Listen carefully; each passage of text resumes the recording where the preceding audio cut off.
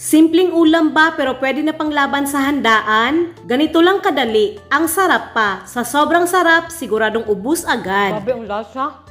Pork chop, 1 kilo na para walang mabitin. Nahugasan ko na to, transfer lang natin sa kawali.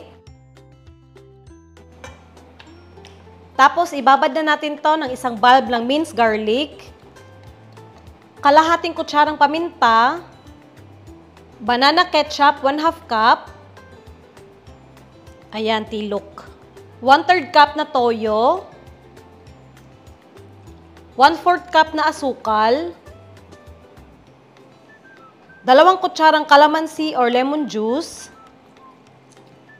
Mag-gloves tayo, no? Lamasin natin to ng malala.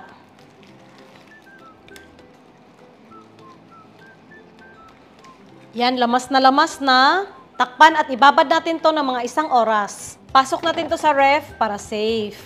Ito na, pagkaraan ng 1 oras. Yan, oh. Wow. Since nababad naman na to, lagyan natin ng 1 tasang tubig. Ganyan lang. Salang na natin to sa stove. Takpan at pakuluin natin to sa malakas na apoy. Ito na, kumukulo na, oh. Wow. Tanggalin lang natin tong impurities na lumutang. Yan, oh, konti lang naman. Tapos itong mga nakalublob, lipat natin sa taas. Yan.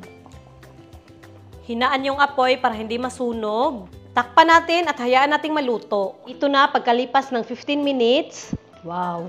Ito na, oh, nagsisimula nang mag-reduce yung sabaw. Ilipat ulit natin to sa taas nung nasa ilalim. Ganyan. Para even yung pagkalublob. Tapos paliguan ng sauce. Tapos takpan ulit natin hanggang tuluyang lumapot yung sauce. Basta sa mahinang apoy lang, ha. Ito na ulit after 15 minutes. Luto na, oh. Ganyan lang dapat. Mahina lang yung apoy para dahan-dahan lang yung pagluto. Diba?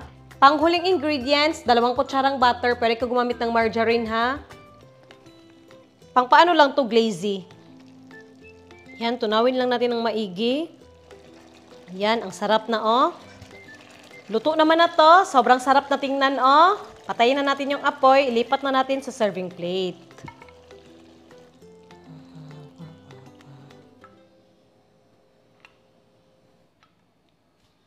Tapos yung sauce na grabe. Oh. Ha.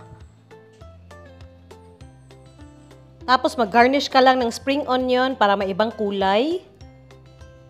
Di ba simple lang pero pwede na panglaban sa handaan. Tikman na natin to. Yan, oh. Ooh. Mainit, pero kakamayin ko na, bahala kayo. Tignan nyo naman, oh. Di ba ang lambot, oh. Subo. Grabe ang lasa. Ang sarap. Sobrang malasa.